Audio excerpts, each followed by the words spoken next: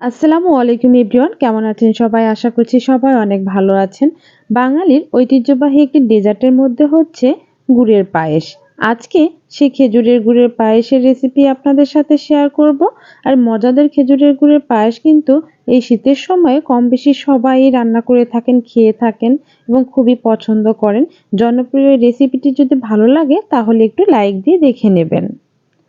পায়েসটি রান্না করার জন্য কি কি লাগবে সেগুলো আমি দেখিয়ে দেব। প্রথমে আমি পাতিলে এখানে আমি 3 লিটার পরিমাণে গরুর লিকুইড দুধ নিয়েছি আর দুধটা আমি ভালো করে জাল করে নেব। আর নিয়েছি এখানে 250 গ্রাম চিনি গুঁড়ার চাল, পোলাওর চাল ভালো করে ধুয়ে পরিষ্কার করে নিয়েছি খেজুরের গুড়, নতুন খেজুরের গুড়। এখানে খেজুরের গুড়টা আমার 800 থেকে 900 গ্রামের মতো আছে। নিয়েছি কিশমিশ, কাজু বাদাম, 4টা এলাচ, 2টা দারুচিনি আর 2টা ছোট তেজপাতা। আর নিয়েছি একটু লবণ আর গুঁড়া দুধ। এখানে আমি ডিপ্লোমা 200 গ্রাম গুঁড়ো দুধটা ব্যবহার করেছি। আপনারা চাইলে যে কোনো ব্র্যান্ডেরই দুধটা নিতে পারেন।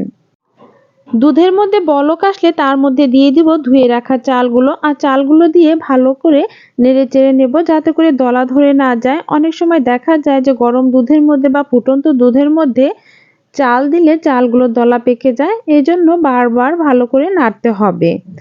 আর এখন এই চালগুলো দেওয়ার একটা কারণ যে চালগুলো সিদ্ধ হয়ে যাবে, আমার দুধটাও ঘন হবে, এতে করে আমার পায়েসের টেস্ট কিন্তু বহুগুণ বেড়ে যাবে।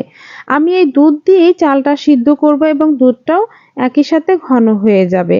এজন্যই দিয়েছি 15 থেকে 20 মিনিটের মতো লাগবে আমার চালগুলো ফুটতে। এই সময় দুধটাও ঘন হয়ে যাবে। 15 থেকে 20 মিনিট পরে দেখুন চলে আসলাম। এখন আমি তেজপাতা দুটো উঠিয়ে নিচ্ছি। চালগুলো আমার পুরোপুরি একদম সিদ্ধ হয়ে গেছে, পারফেক্ট হয়ে গেছে। আমি দেখিয়ে দিচ্ছি। একটা চাল এভাবে চাপ দিয়ে দেখুন, কোনো ধরনের কোনো ম্যাশ নেই, একদম পারফেক্ট ভাবে সিদ্ধ হয়ে গেছে। এখন এর মধ্যে দিয়ে দিব আমি সেই খেজুরের গুড়। গুড় দুটো আমি ভালো করে ভেঙে রেখেছিলাম, এখন দিয়ে দিচ্ছি। গুড়টা দিয়ে ভালোভাবে আলতো আলতো করে নেড়েচেড়ে আমি এই গুড়টা গলিয়ে নেব। এই সময় অবশ্যই কিন্তু একটা জিনিস লক্ষ্য রাখতে হবে, চুলার আঁচটা একদম লো হিটে রাখতে হবে। কারণ বাজারে কেনা খেজুরের গুড় দিলে অনেক সময় দেখা যায় দুধটা ফেটে যায়, এতে করে কিন্তু পায়েসটা খেতে একদমই বাজে লাগে, মজা লাগে না। এজন্য আপনারা চুলার আঁচটি কমিয়ে বা বন্ধ করে দেবেন। এখন যে দুধের প্যাকেট দুটো রেখেছিলাম সেটা আমি গুলিয়ে ওই পায়েসের মধ্যে দিয়ে দেব। হালকা কুসুম গরম পানির মধ্যে আমি দুটো দুধের প্যাকেট খুলে দুধটা ভালো করে চামচের সাহায্যে গুলিয়ে নিচ্ছি। ওইদিকে আবার খেজুরের গুড়টাও ভালো করে মিশে যাচ্ছে চালের সাথে। এই ফাঁকে দুধটা আমি ভালো করে গুলিয়ে নিচ্ছি। ওইভাবে একই সাথে প্যাকেট খুলে দিলেও কিন্তু এই দুধের প্যাকেটটা যে গুঁড়ো দুধ থাকে এগুলো দলা পেকে যায়। এজন্য আমি আলাদা একটু গরম পানির মধ্যে দেখুন দুধটা ভালো করে গুলিয়ে মিশিয়ে নিলাম। এখন এই যে খেজুরের গুড়টাও মিশে গেছে, এর মধ্যে আমি গুলিয়ে রাখা দুধটাও দিয়ে দিচ্ছি। পায়েসের মধ্যে গুঁড়া দুধ এভাবে দিলে স্বাদটা কিন্তু দ্বিগুণ হয়ে যায়, তাই আমি সবসময় দিয়ে থাকি। আপনারাও কাছে থাকলে দেওয়ার চেষ্টা করবেন, এতে করে খেতে কিন্তু অনেক টেস্টি হবে। না দিলেও কোনো সমস্যা নেই, শুধু দুধের যে রান্নাটা সেটাও কিন্তু খেতে অনেক মজা। সামান্য পরিমাণে একটু লবণ দিয়ে দিচ্ছি। আমি মিষ্টি জাতীয় খাবারের মধ্যে একটু লবণ পছন্দ করি, আপনারা পছন্দ না করলে এটা স্কিপ করে যেতে পারেন।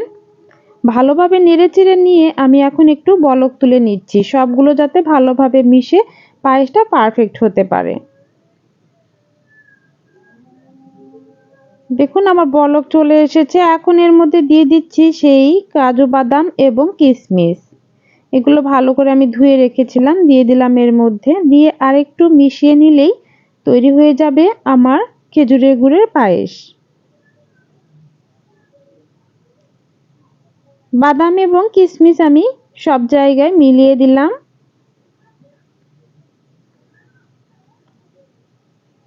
ব্যাস আমার তৈরি হয়ে গেল খেজুরের গুড়ের পায়েস। এখন আমি একটি ডিশে তুলে নিচ্ছি কিছুটা পরিমাণে। একদম সহজ এই খেজুরের গুড়ের পায়েস, খেতে অসাধারণ। আমাদের বাসার সবাই কিন্তু অনেক পছন্দ করে এই পায়েসটা এবং এই শীতের সিজনে দেখা গেছে ৩ থেকে ৫ বারের মতো রান্না করা লাগে এই পায়েসটা সবাই খুবই পছন্দ করে। দেখুন কমপ্লিট রেসিপিটাও একদম সহজ। আশা করছি আজকের রেসিপিটা আপনাদের অনেক ভালো লাগবে। ভালো লাগলে একটু লাইক, কমেন্ট, শেয়ার করে দিবেন। আর রেসিপিটি কেমন হলো তা অবশ্যই কমেন্টসে জানিয়ে দেবেন। চ্যানেলটি সাবস্ক্রাইব করে আমার পাশেই থাকবেন। সবাই ভালো থাকবেন, সুস্থ থাকবেন এবং আমার জন্য দোয়া করবেন। আজকে এ পর্যন্তই। আল্লাহ হাফিজ।